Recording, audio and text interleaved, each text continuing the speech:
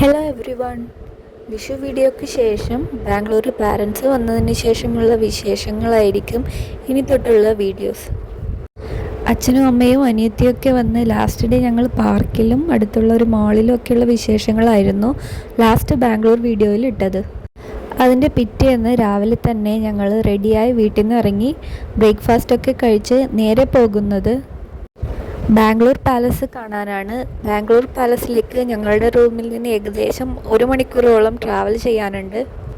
ഇന്ന് കുറച്ചധികം കാര്യങ്ങൾ കവർ ചെയ്യാനുള്ളത് കൊണ്ട് രാവിലെ തന്നെ ഞങ്ങൾ റൂമിൽ നിന്ന് ഇറങ്ങി പോകുമ്പോൾ കാണുന്ന കാഴ്ചകളാണ് ഇപ്പോൾ നിങ്ങൾ കാണുന്നത്. ബാംഗ്ലൂർ ട്രാഫിക്കിനെ കുറിച്ച് പറയണ്ടല്ലോ. 1 മണിക്കൂർ എടുക്കേണ്ട ട്രാവൽ ഏകദേശം 1.5 മണിക്കൂർ എടുത്താണ് ഞങ്ങൾ ബാംഗ്ലൂർ പാലസിലെത്തിയത്. ഇവിടെ ഒരാൾക്ക് ടിക്കറ്റിന് 280 രൂപ ആണെന്നാണ് എൻ്റെ ഒരു ഓർമ്മ.